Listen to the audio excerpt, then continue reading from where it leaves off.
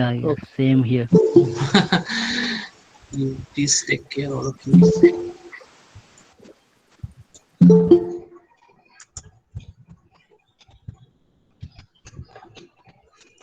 Okay, uh, we're going to start. As you know, in the meanwhile, we have completed the guide up to chapter number 4. So we plan to cover two more chapters today, that is chapter number 5 and chapter number 6. And of course, they are quite vital, and they, of course, are of considerable volume. Uh, what in the meanwhile we have seen, in spite of the complex narrative technique, that is, Raju has in the meanwhile has attained the stature of not a saint but a kind of guru. Okay, and he now belongs to the world. He has lost his private space.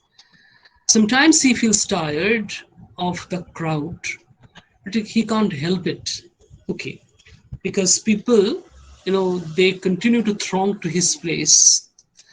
And as we enter chapter, 5 and 6 later on, of course, we find that Raju, his place is now called temple, and his stature as a guru, of course, is enhanced.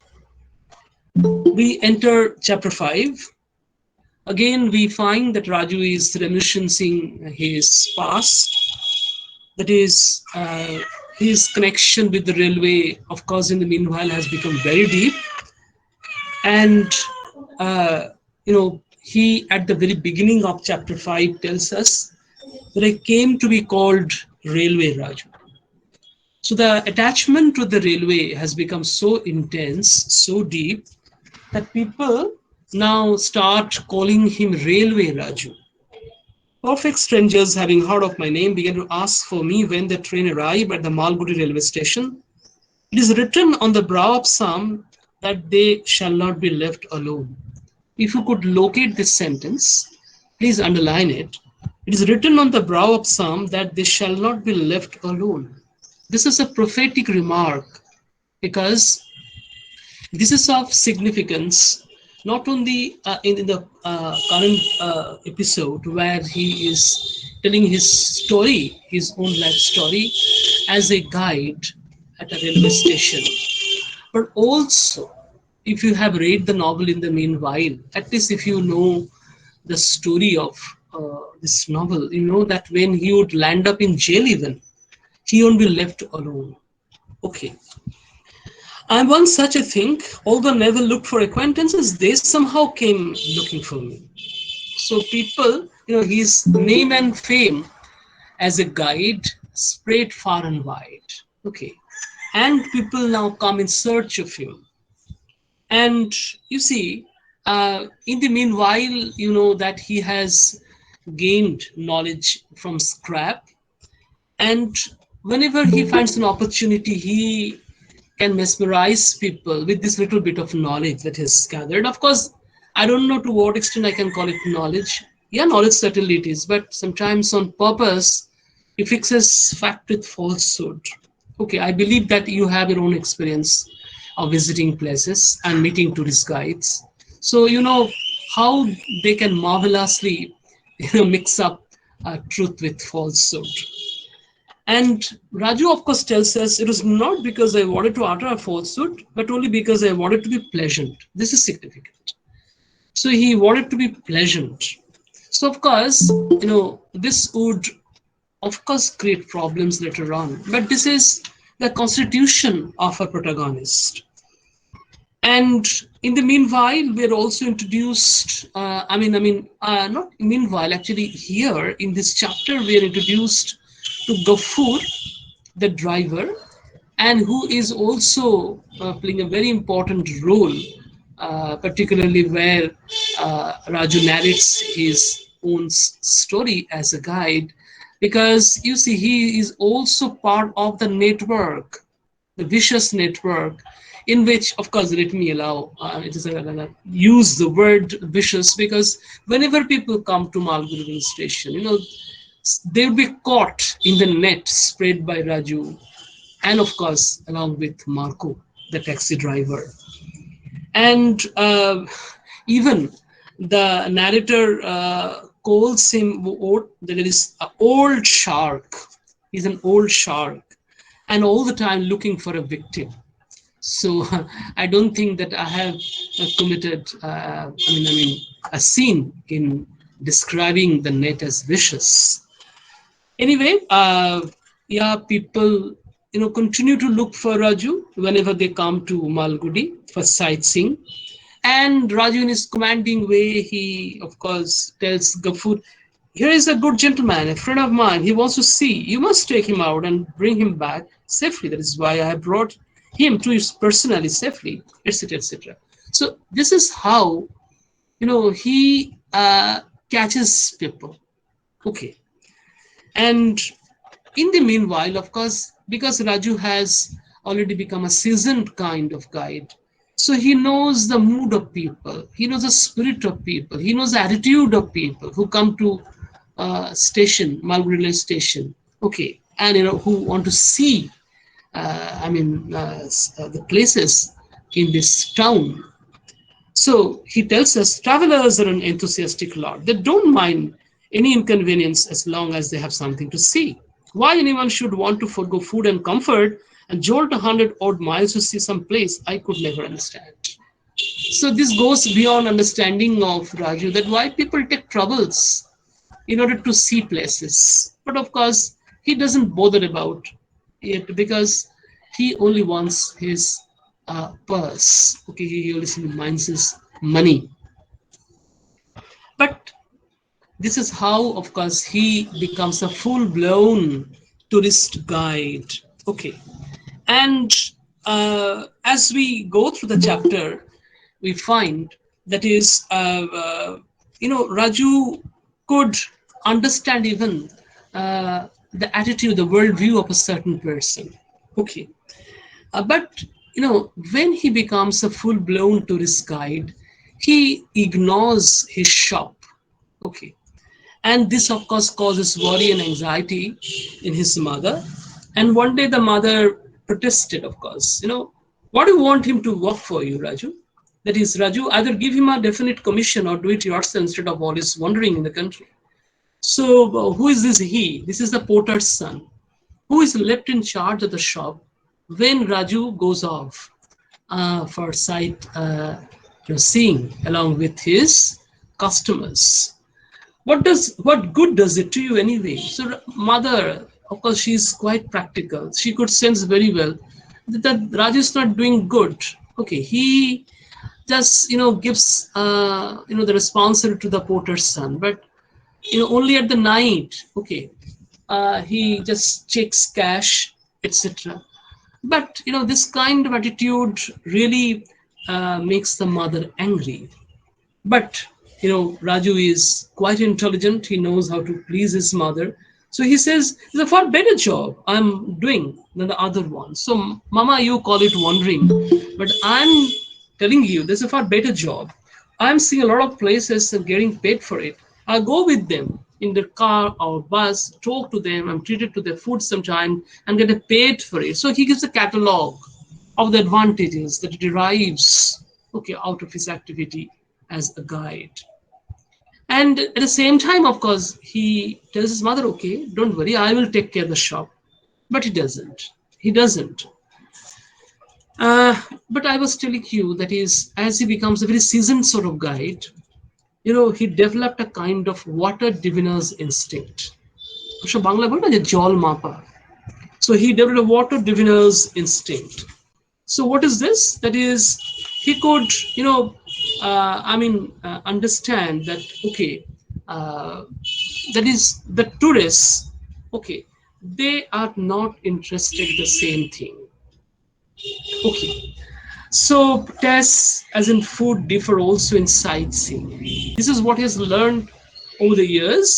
Some people want to be seeing as waterfall, some want a ruin, some want a god to worship, Some look for a hydroelectric plant. Some want just a nice place, such as a bungalow on top of Mempi with all glass sides, from where you could see 100 miles and observe wild game prowling around. So you see, this is how people's tastes do vary. I just learned of it. Okay, as of course days go by. And this is, I tell you, this paves a background for his meeting with a new couple, okay, a husband and a wife who come to Malgudi. And you see, from the very beginning, Raju, because he's so intelligent, he could sense that the tastes and attitudes of the husband and wife widely vary from each other. So a girl came, and of course, the moment the girl came, I mean, Raju describes her as a girl, but actually yeah, she's a woman, and she is a wife of Marco. Marco, you remember, who already has been not introduced, but yeah, in a way introduced, of course. And we also have come to know that Marco is not his real name.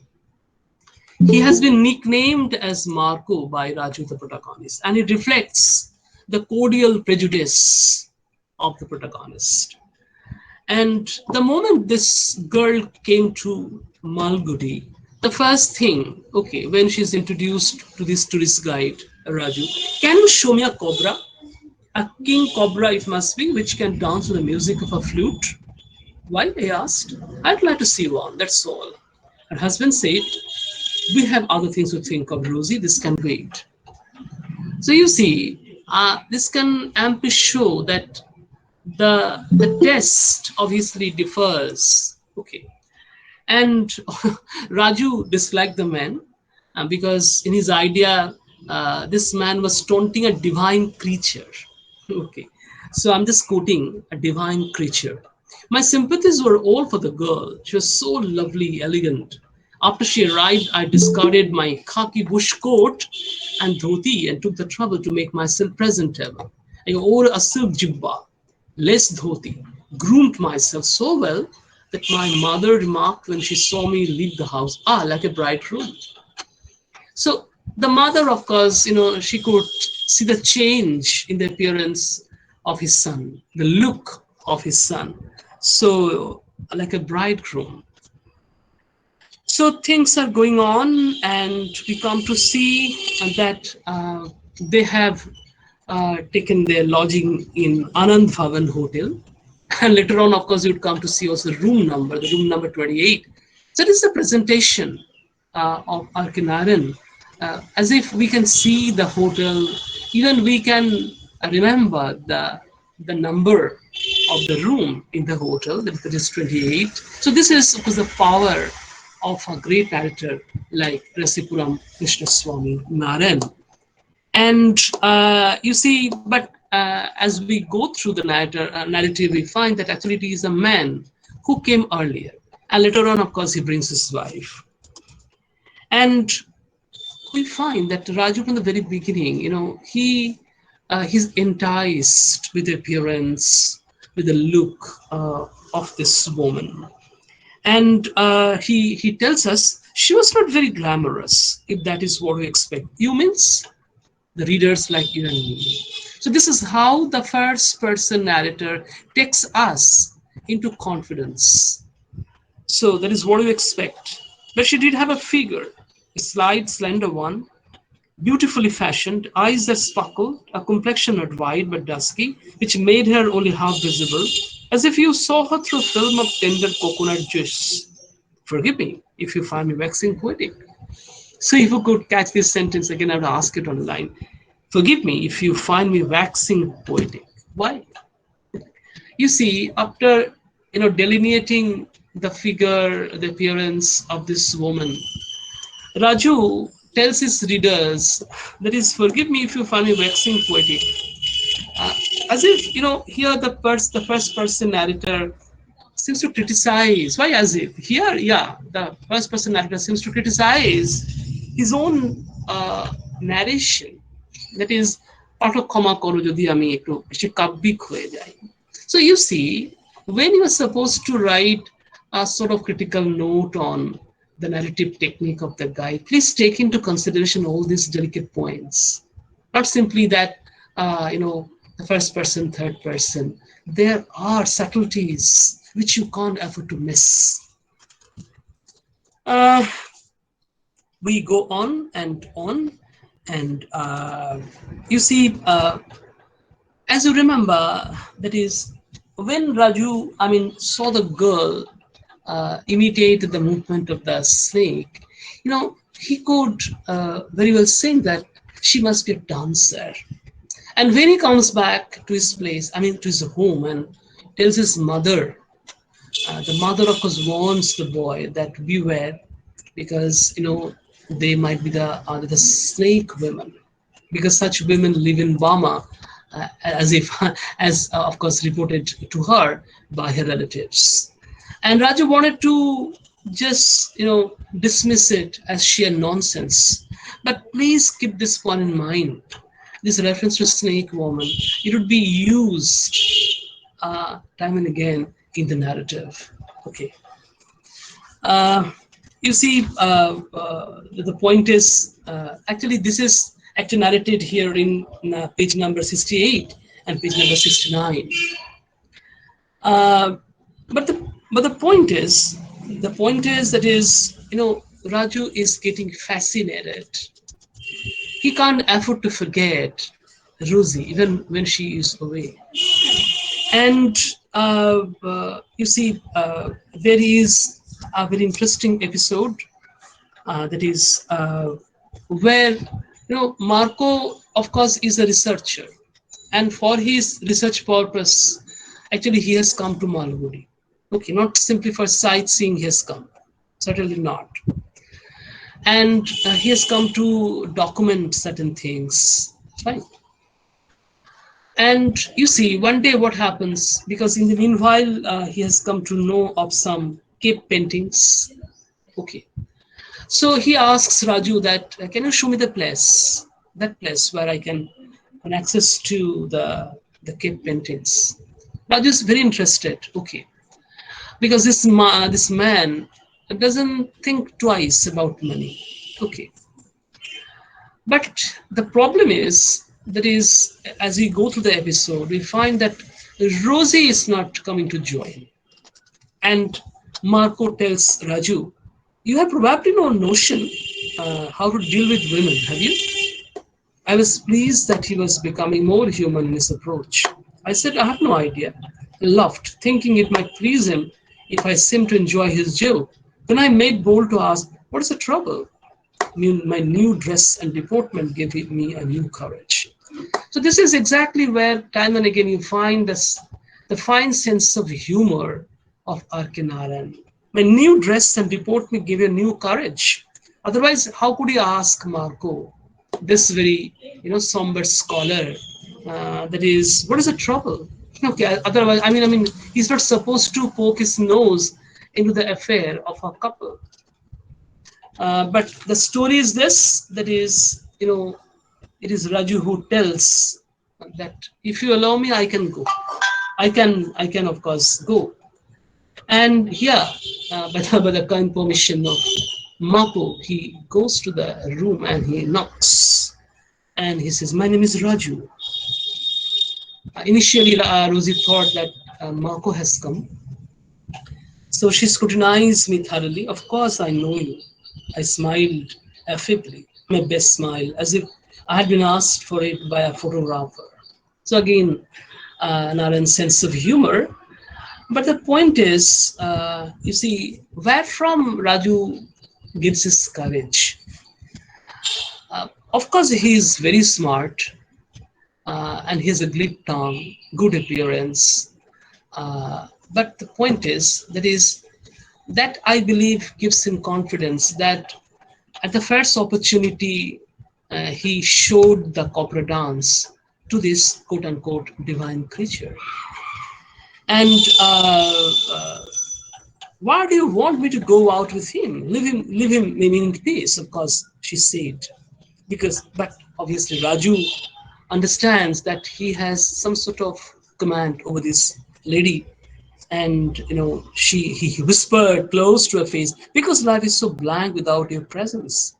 She could have pushed me back, crying, "How dare you talk like this?" and shut the door on me, but she didn't. She didn't. So, of course, she comes and joins, okay, the trip. And what was the remark of Marco? "You are a wizard. You are a wizard." So this comment, of course, speaks volumes about, uh, Raju's character, Raju's, I don't know how to describe it. That is what he himself felt. Raju has been able to do. Okay. So they reached the pig house, and in the afternoon, the caretaker was there to take care of them because every arrangement was ready.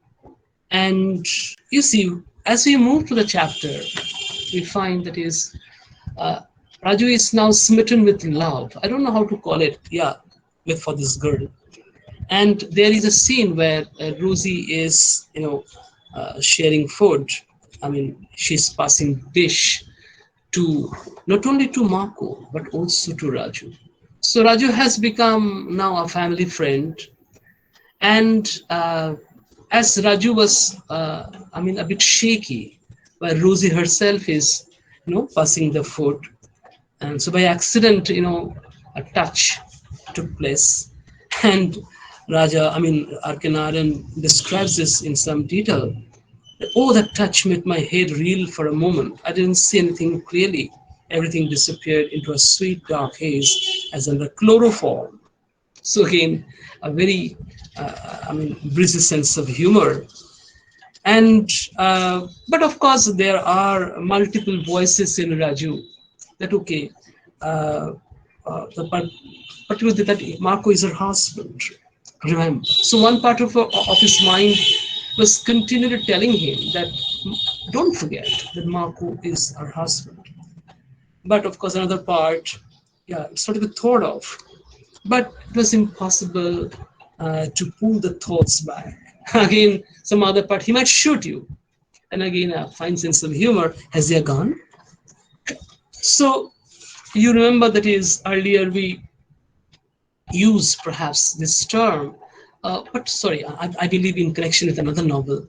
But this is what we can call, though certainly the guide is not a stream of consciousness novel, but here we have an access to a kind of interior monologue where Raju is talking to himself, okay, where he's fighting with himself, okay. Uh, Next day again, Marco would be going the same place for research purpose, but Rosie won't be joining. And Marco petulantly said, "Leave her alone." So you see, he went alone, and of course, Raju was there. And as he reaches the place, as you know, he's a very serious, assiduous researcher. So he stood outside and surveyed the entrance. You see, this entrance must have been later improvisation. The cave itself, and must have been about first century AD. The entrance and the door are of later date. You see, that kind of tall entrance and the carved doorway became a current fashion in the 7th or 8th century when the South Indian rulers became fond of, etc. So he is an academician. He is an authority in this field. So he can speak with authority. He can speak with confidence. Of course, Raju has to gobble up things because he is not at all a good student. So he will not talking. But there's a kind of comment. Dead and decaying things seem to unloosen his tongue and fire his imagination rather than things that lived and moved and swung their limbs. So obviously, this is a caustic comment. This is a caustic comment, and I don't know whether you have read Middlemarch, where you have uh, the character whose name is Cassible. Cassible. And when you, who devoted his life to the preparation of a book on myths. Okay. But as we read the novel, we get the idea that it was a kind of futile attempt on his part. And the way George Eliot portrays Casaubon is that he's a dry scholar. So, to a fair extent, I believe it's true of Marco as well. Because this sentence, that is, dead decaying things him to unloosen his tongue, fire his imagination, rather than things that lived and moved and swung them. That is what is the idea that he simply ignored his wife, who is a living creature, and he tended to just dote on the dry things. And while Marco is busy with research work, of course, Raju comes back and Rosie, and of course he meets Rosie. You return alone? I suppose he's wall gazing. Yes, he does that everywhere. But I suppose he's interested, that's all. What about me? Interested in something else? What is your interest? Anything except cold old stone walls. Page 83. Anything except cold old stone walls, she said. Please mark the use of adjective cold old stone walls. The point is, that is here how, I mean, Rosie confides in this man, Raju, that how, her taste, her liking are entirely different from those of her husband. And as Raju becomes intimate with this woman, of course, there is a bit of conversation between Raju and Rosie, where Raju even could ask Rosie, "Why did you marry at all?" She remained moody and said, "I don't know, it just happened." "You married him because of his wealth, and you were advised by your uncle and the rest?" "You see, can you guess to what class I belong?" Class. Class question becomes very important here. I looked her up and down and ventured, "The fun is whatever it may be, and I don't believe in class or caste. You are an honor to your caste, whatever it may be." Then Rosie gives the details. "No, no, you have no idea that I belong to a Devdasi class. That is, we are temple dancers." Okay, and this is again interesting because later on, when I'd be, sharing with you my own idea uh, of an essay authored by Spivak. Uh, I mean, I don't know whether we can call this woman as a Dalit, quote unquote, but obviously she is a subaltern. She indeed is a subaltern. We can't call her untouchable, but yeah, she is a subaltern. Anyway, you see, we come to find that yeah, the tension was there from the very beginning, and there's no passion on the part of Marco. And the only thing that Marco, of course, imposed upon his future bride, that is, she was not supposed to dance anymore. Okay, and under the advice of her family, Rosie stopped dancing. So the point is, and Raju, of course, wanted to know from this woman that didn't have a kind of mother-in-law. And again, it is remarkable how Rosie gives the retort. She says, "I would prefer any kind of mother-in-law if it had meant one real live husband." So again, it's a loaded remark that she passes. If it had meant one real live husband. So Marco to Rosie is not a real live husband. So now you get the idea. A man who is simply fond of cold old stone walls cannot be a real husband. Anyway, as we move towards the close of the chapter, we find that is Raju. Yeah, he day by day he becomes very fashionable. He becomes a dandy. He takes care of his look, of his clothes, of his appearance. And whenever he gets an opportunity, because Marco is busy with his own research work, So Rosie has ample time. And Raju, whenever he gets chance, he shows Rosie, okay, the town with greatest zest. Okay. And you see, there is also a kind of comment that I had never had shown anyone the town with greater zest. I took Rosie all over the place, showed her the town hall tower, showed her Sarayu, and I sat on the sands and munched a large packet of salted nuts. She behaved like a baby, excited, thrilled, appreciative of everything. So this is how uh, Raju gave a release to the pent up feelings of this woman. Okay, but Gafoor is there, and Gafoor, of course, gives yeah, it's a word of caution that he voices. He tells she's a married woman. Remember, what of it? I said. Why do you tell me this? Don't be angry, sir. Go slow. That is all I can say. You're unhealthy, mannered Gafoor. She's like a sister to me. I said and tried to shut him up. So obviously, this is how he uttered a blatant piece of falsehood. And all he said was, "You're right. What is it to me? After all, the man is here who has really married her. And I have my own wife to bother about."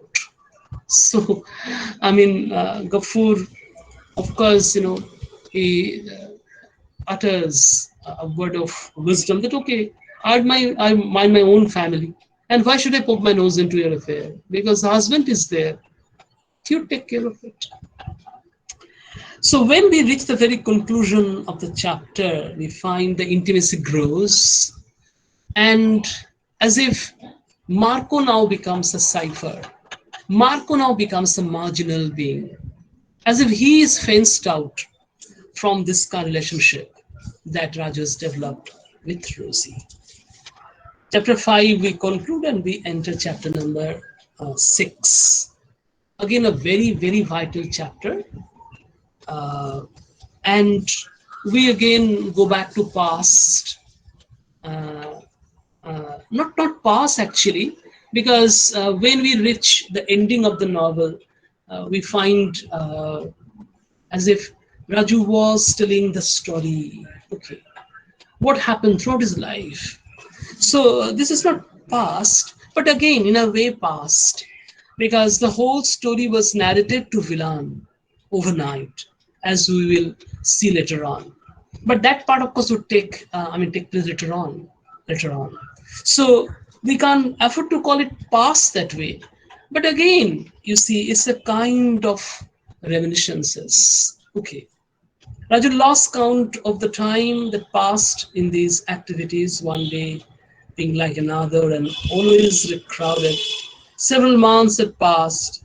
He counted the seasons by the special points that jarred out, such as the harvest in January. When his disciples brought him sugar cane and jaggery cooked with rice, when they brought him sweets and fruits, he knew that the Tamil New Year was on. When Dasara came, they brought in extra lamps and lit them, and the women were busy all through the 9 days decorating the pillared hall with colored paper and tinsel. And for Deepavali, they brought him new clothes and crackers and invited the children to a special session and fired the crackers.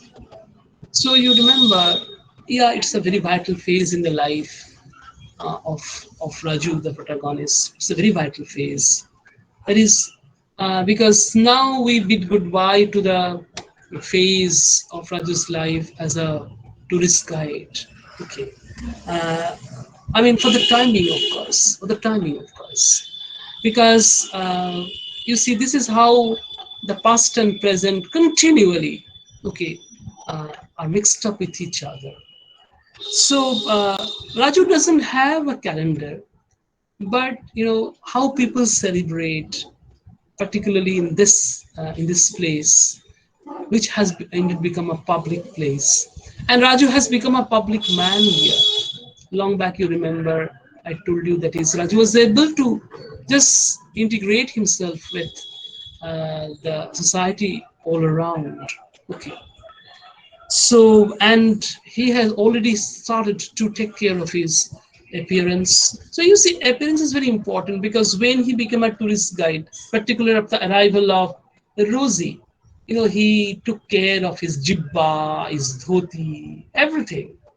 And when he becomes a guru, quote unquote, again he takes care of his appearance. So his beard now carries his chest, his hair covered his back, and around his neck he wore a necklace of prayer beads. His eyes shone with softness and compassion. The light of wisdom emanated from them. So of course, you can tell me, sir, the eyes were there. Yeah, the eyes were there. But apart from the eyes, which are physical organs, he took care of the other things, even the prayer beads. Okay, and he came to be now called Swami by his congregation, and where he lived was called the temple. So this is definitely a kind of, uh, I mean, not change. What should I say? That is, this is a kind of movement, mobility. Uh, because you see, Raju, he had no other alternative than to take his shelter in this ancient temple. But the idea is, since he is now called Swami, so Swami's place should be a temple. Okay. So the God which is placed inside, it becomes a non-entity, and Raju becomes important. And but I told you this, that is so important, crucially important, because we find that is summer is continuing, and there's no rain. So Raji inquired, where are the rains? Vilan pulled a long face. The first rains are totally kept off, Swamiji, and the millet crop, which we should have harvested by now, is all scorched on the stalks. It's a big worry. So where is the rain? Where is the monsoon? 1,000 banana siblings are dead. Okay, if it continues, who knows? And you see, another thing is that is, of course, it has effect upon the food that people bring him day and night. The food we find, the gifts, the shrinking in volume and size. And the, I mean, Raju is still continuing his discourses, his philosophies. But you see, people now develop a kind of lackadaisical attitude. They don't want to listen to him because they listen, but only half-heartedly. Because all the time, of course, they're worried about the rain. If there's no rain, how could they grow crops? Because they're after all they're the peasant folk, and how could they survive? So, of course, Raju time and again, exhorted them not to think too much, not to worry too much. But obviously, something was happening on a different plane over which one had no control or choice. And very philosophical attitude made no difference. So this is the third person, third person's voice, so to say. Anyway, after the banana seedlings, other things, the cattle have begun to die, and there are reports that are coming from various parts. The cattle have started dying, and one day, even a buffalo, a wild buffalo, was found dead. So Raju tried to just give a new, version of this story. That is, perhaps it was bitten by a poisonous insect, but he couldn't convince the village folk. Okay, so more cattle were found dead here and there, and when the earth was scratched, it produced only a cloud of fine dust. So this is how the narrator describes the crisis that the village folk now face. So we are on, and at a very crucial point, we're introduced to Vilan's brother. Okay, and who is one of the lesser intelligences of the village. And actually, one day, as of course fate would have it, he almost came in the circle of Raju. Circle means, he came nearby. Okay, and Raju just put this question that you bit the shopman, didn't you? So from this brother of Vilan, from this, a kind of semi-moron, idiotic brother of Vilan. Raju has come to know of the village quarrels.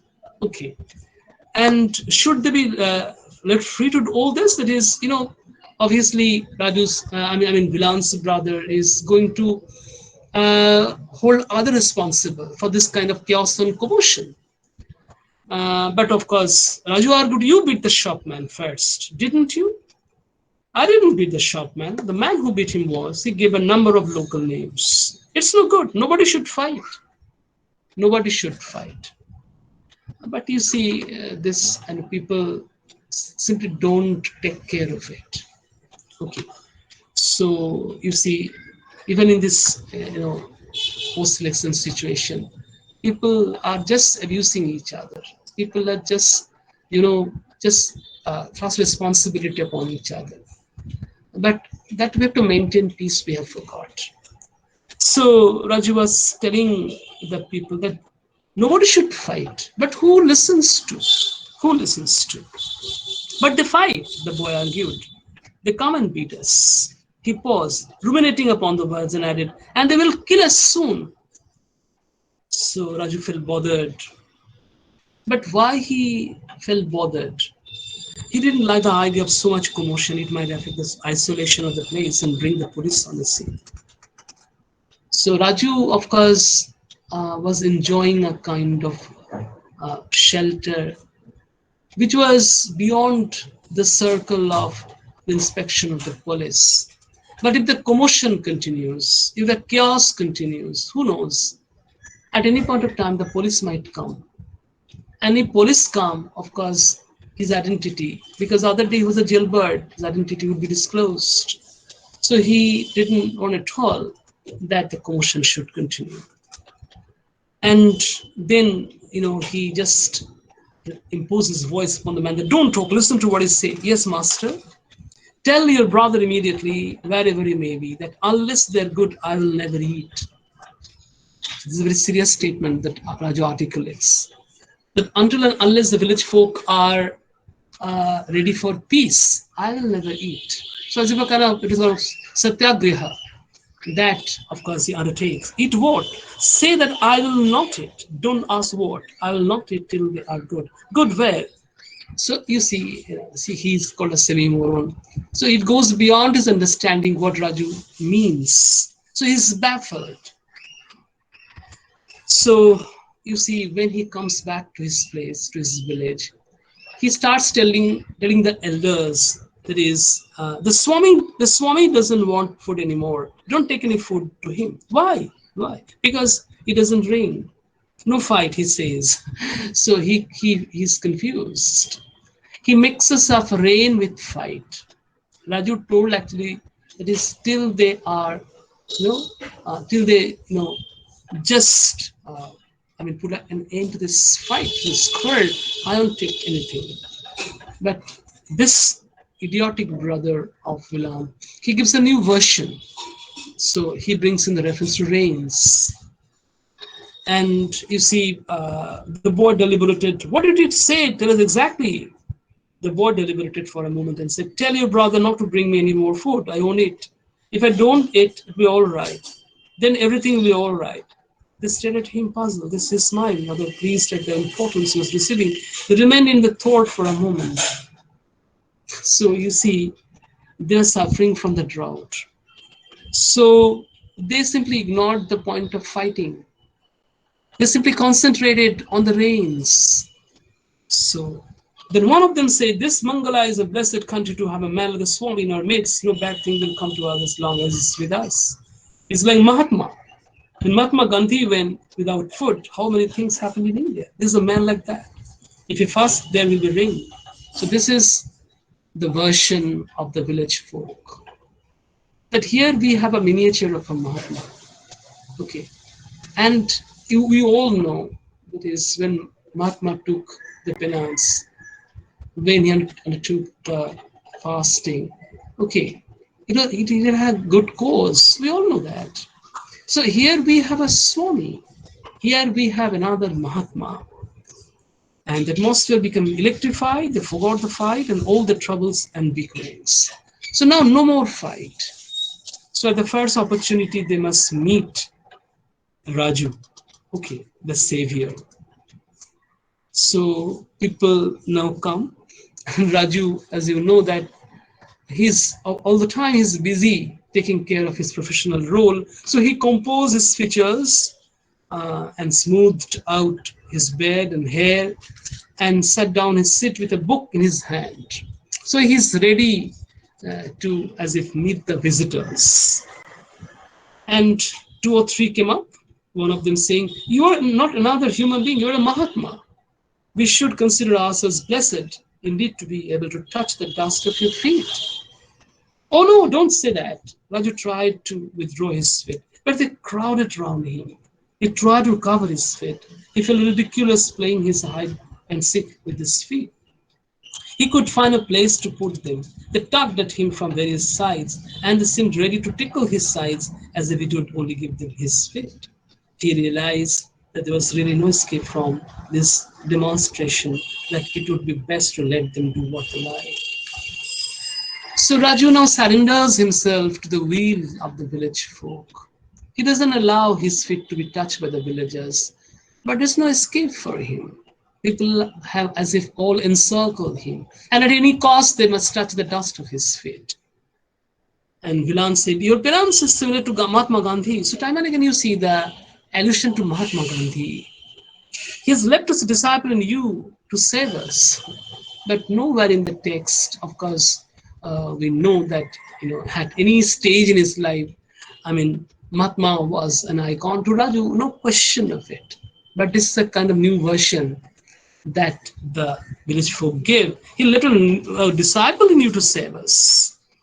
And you see, but when Raju began to think, uh, you know, he thought that his personality related glory.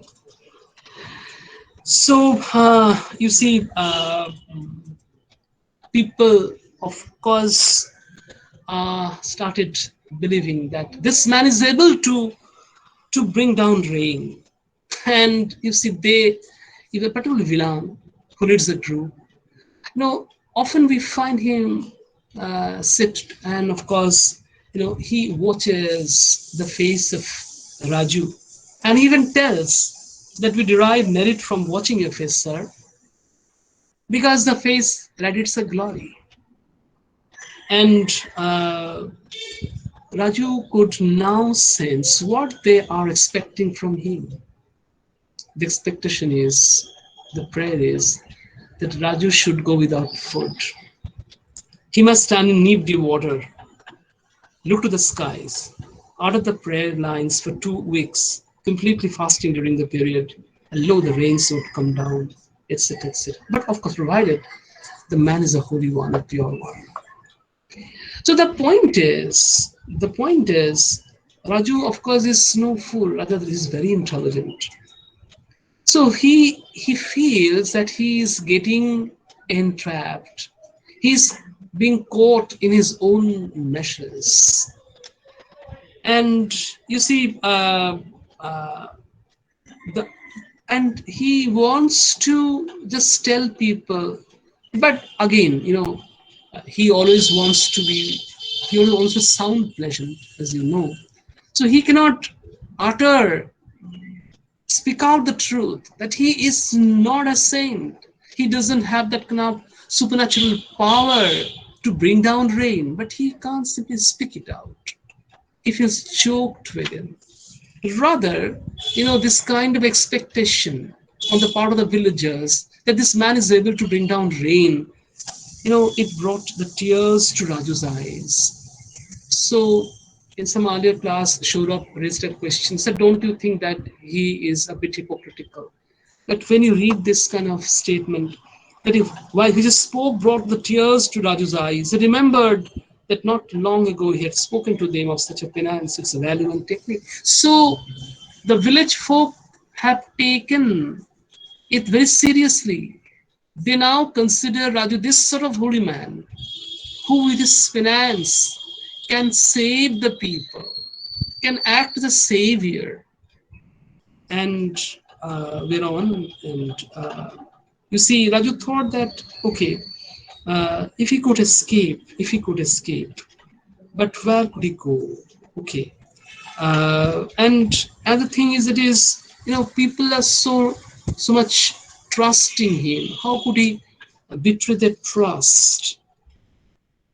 So you see, mm, Raju tells people that don't disturb me today and also tomorrow. Just give me time to think of it. Actually, during the time he wanted to talk to himself, and you see, the women and men and children, all of them thronged to his place. And you see, even he feels that he has a sense of gratitude to them. So he, in the initial 2 days, he took food and he just kept a bit of it in the inner sanctum so that he could devour it next day. But you see, things are getting critical. And one day he decides that he must tell the whole story of his life. Otherwise, he cannot take an escape. I mean, if he goes off, if he tries to escape, it might happen that people again find him out and bring him back to the place. And of course, it would cause a loss of face. So better he must tell Vilan the whole story. So towards the close of the chapter, we find he tells Vilan, Vilan, you have been a friend to me. You must listen to me now. What makes you think that I can bring the rain? That boy told us so. Did you tell him not tell him so? The Raju hesitated without giving a direct reply. So, Raju, this is his constitution that he cannot give a direct, straight reply. Perhaps even at this point, he might have rectified the whole thing with a frank statement. This is again a third person point of view. Raju hesitated for a moment. By habit, his nature avoided the direct and bold truth even now. He replied dodgingly, it's not that I'm asking. It's not that I'm asking. I want to know what has made you think so about me. Vilan blinked helplessly. He didn't quite understand what the great man was implying. Then, of course, right in the years of Vilan, Raju tells his story. What? Come here. Sit down. Listen to me. You must live here. I'm prepared to fast for the sake of your people and do anything if I can help this country. It is to be done only by a saint. I'm a saint. So finally, he summons courage and he tells the Vilan that I'm a saint, Vilan. Only a saint can bring down rain. Only a saint can perform miracle. I don't have a magic wand, Vilan. And you see, of course, Vilan was in a crisis and he uttered many sounds of protest. But Raju must speak his story. He must narrate his story. So he told Vilan, you have to listen to me. And so don't go so far, Vilan. I must speak into your ears. So don't maintain a safe distance. Come close, sit here. I must tell everything to you. So you see the river trickling away in many driblets. Make no noise. The dry leaves the people tree rustle. Somewhere a jackal howled. But his voice filled the night. Vilan listened to him without uttering a word of surprise or interjection, in all humility. Only he looked a little more serious than usual, and there were lines of care on his face.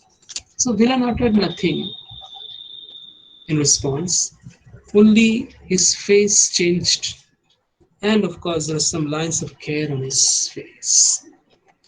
So this is, you see, I mean, when we reach the conclusion of chapter 6, we find that Raju is finally able to tell the story. I mean, he tells the story overnight.